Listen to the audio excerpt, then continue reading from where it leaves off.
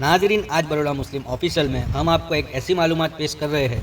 جو رفاعی سلسلے کے بزرگ ہیں، جن کا اصل نام حضرت سید شاہ شیخ علی حسینی رفاعی المعروف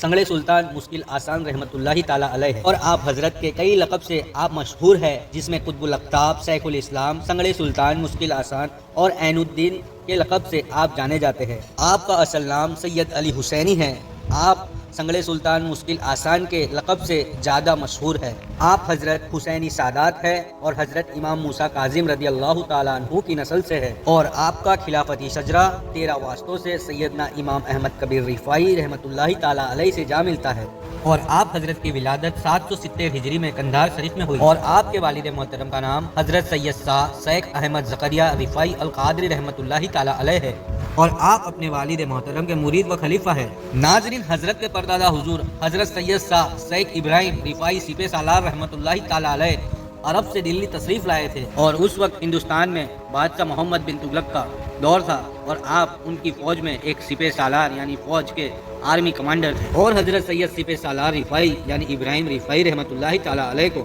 خلافت و اجازت اپنے والد محترم سے عطا ہوئی تھی، اور حضرت سید ابراہیم سپہ سالار رفاعی رحمۃ اللہ تعالیٰ علیہ ہندوستان تشریف لائے۔ اس وقت حضرت نظام الدین اولیاء محبوب الہی رحمۃ اللہ تعالیٰ علیہ کا دور تھا۔ اکثر حضرت نظام الدین اولیاء محبوب الہی رحمۃ اللہ تعالیٰ علیہ آپ کو شیخ کہہ کر بلایا کرتے تھے، اس وجہ سے آپ نے اس لقب کو ہمیشہ کے لیے اپنے نام کے ساتھ جوڑ لیا، اور پھر آگے چل کر آپ کی آل نے بھی اس نام کو جاری رکھا، اور تاریخ کے مطابق 725 ہجری میں حضرت نظام الدین اولیاء محبوب الہی رحمۃ اللہ تعالیٰ علیہ کے وصال کے بعد آپ دو حضرات حضرت سید سپہ سالار رفاعی رحمۃ اللہ تعالیٰ علیہ اور سرور مخدوم حاجی سید سعید الدین رفاعی رحمۃ اللہ تعالیٰ علیہ بادشاہ محمد بن تغلق کے ساتھ دلی سے دولت آباد دیوگری تشریف لائے۔ پھر وہاں سے یہ دونوں بزرگ دین اسلام کی تبلیغ کے لیے قندھار شریف تشریف لے آئے، اور پھر اہل خانہ کے ساتھ یہیں مقیم رہے۔ اور آپ کی جانکاری کے لیے ہم یہ بتا دیں کہ حاجی سید سرور مخدوم سعید الدین رفاعی رحمۃ اللہ تعالیٰ علیہ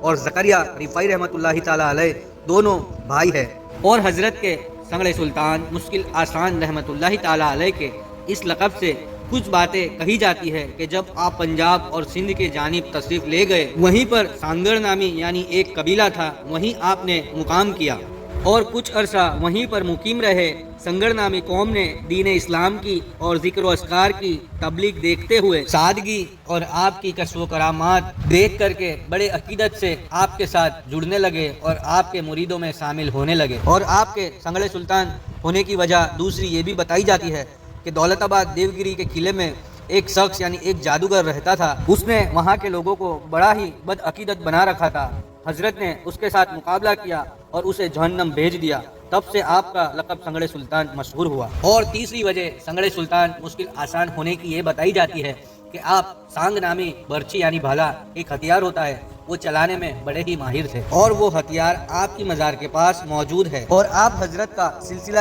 خلافت جیسے کہ حضرت امیر حمزہ صاحب کی کتاب تاریخ قندھار میں موجود ہے کہ آپ اپنے والد حضرت سید احمد زکریا رفاعی رحمۃ اللہ تعالیٰ علیہ کے مرید ہے، اور آپ انہی کے خلیفہ بھی ہے، اور آپ کو فرقہ خلافت بھی اپنے والد بزرگوار سے حاصل ہوا ہے۔ آپ کو اپنے والد محترم سے رفاعیہ، قادریہ، چشتیہ اور سہروردیہ کی سلسلے کی خلافت اور اجازت حاصل تھی، اور رفاعیہ تاریخ میں تو آپ کو مسلسل نسبی خلافت حضرت سید امام احمد کبیر رفاعی رحمۃ اللہ تعالیٰ علیہ تک برابر حاصل ہے۔ اور جیسے کہ ہم نے کہا کہ آپ کا سلسلہ خلافتی رفاعیہ 13 واسطوں سے کس طرح ملتا ہے، آپ سماعت فرمائیں۔ حضرت سید شاہ شیخ علی حسینی رفاعی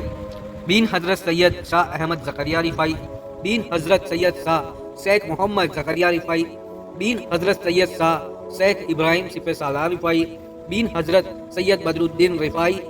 بن حضرت سید شریف محمد رفاعی بن حضرت سید احمد رفاعی بن حضرت سید تاج الدین رفاعی بن حضرت سید احمد رفاعی بن حضرت سید نجم الدین رفاعی بن حضرت سید قطب الدین محمد رفاعی بن حضرت سید محی الدین ابراہیم رفاعی بن حضرت سید مہذاب الدین علی رفاعی بن حضرت سید امام احمد کبیر رفاعی رحمۃ اللہ تعالیٰ علیہ، اور حضرت سید مہذاب الدین علی عبد الرحیم رفاعی رحمۃ اللہ تعالیٰ علیہ، اور حضرت سیدنا امام احمد کبیر رفاعی رحمۃ اللہ تعالیٰ علیہ کیا لگتے ہیں آپ یہ اسکرین پر دیکھ سکتے ہیں۔ اور سلسلہ قادریہ کی بات کی جائے تو حضرت کا قادریہ سلسلہ 11 واسطوں سے شیخ عبد القادر جیلانی رحمۃ اللہ تعالی علیہ سے جا ملتا ہے، اور حضرت سید مشکل آسان رحمۃ اللہ تعالی علیہ کی 2 بیویاں تھیں جن کے نام یہ ہے بی بی جمال صاحبہ، بی بی تارا صاحبہ۔ بی بی تارا صاحبہ سے کوئی اولاد نہ تھی، مگر آپ کی پہلی بیوی بی بی جمال سے آپ کو 3 فرزند ہوئے تھے۔ آپ کے فرزندوں کا نام کچھ اس طرح ہے۔ پہلے فرزند کا نام حضرت سید شاہ عظیم الدین رفاعی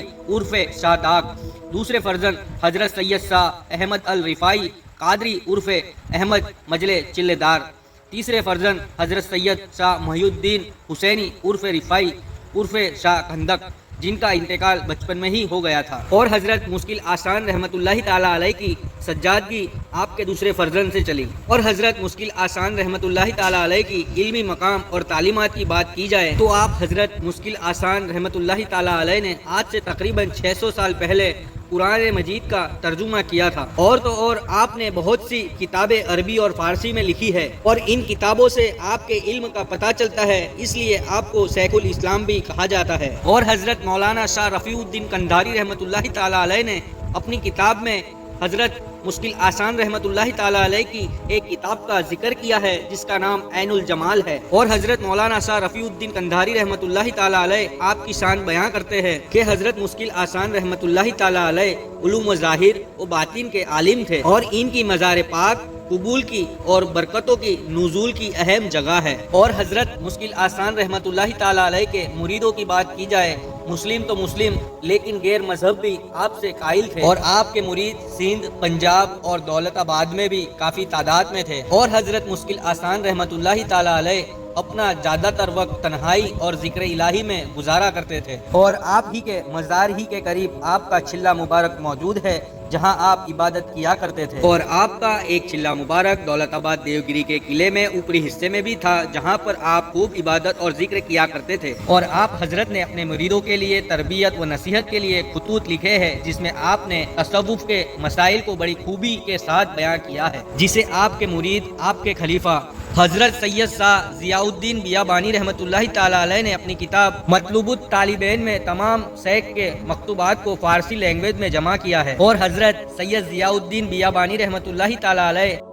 حضرت کے بھانجے بھی ہے۔ اور حضرت مشکل آسان رحمۃ اللہ تعالی علیہ کے اقوال یہ ہے کہ جو کچھ بغیر مانگے ملے اسے قبول کر لو، واپس نہ کرو، زیادہ کی خواہشات نہ رکھو، اور تمہیں چاہیے کہ فقیروں کو ڈھونڈو، تلاش کرو، اگر انہیں کچھ کھلا نہیں سکتے ہو تو کم سے کم ان سے اچھے اخلاق سے پیش آؤ۔ اور حضرت مشکل آسان رحمۃ اللہ تعالی علیہ کے خلفاؤں میں آپ کے فرزند حضرت سید شاہ احمد رفاعی اور حضرت سید شاہ ضیاء الدین بیابانی رحمۃ اللہ تعالی علیہ کا ذکر ملتا ہے۔ اور حضرت مشکل آسان رحمۃ اللہ تعالی علیہ کے ایک مرید تھے جن کا نام محمد ابراہیم تھا، جو سندھ کے سنگڑ نامی قبیلے کے رہنے والے تھے، اور وہ ایک تاجر تھے یعنی ویپاری تھے، اور اکثر پانی کے جہاز کا سفر کیا کرتے تھے۔ اور ایک روز ہوا یوں کہ سمندر میں طوفان آیا، اچانک سے جہاز طوفان میں پھنس گیا۔ اسی وقت محمد ابراہیم نے حضرت کو یاد کیا اور مشکل آسان کی دعاؤں سے طوفان تھم سا گیا، اور مال و سامان کے ساتھ تاجر اپنے گھر پہنچ گیا۔ اور پھر محمد ابراہیم حضرت کے پاس آئے، لیکن اس وقت حضرت کا انتقال ہو چکا تھا۔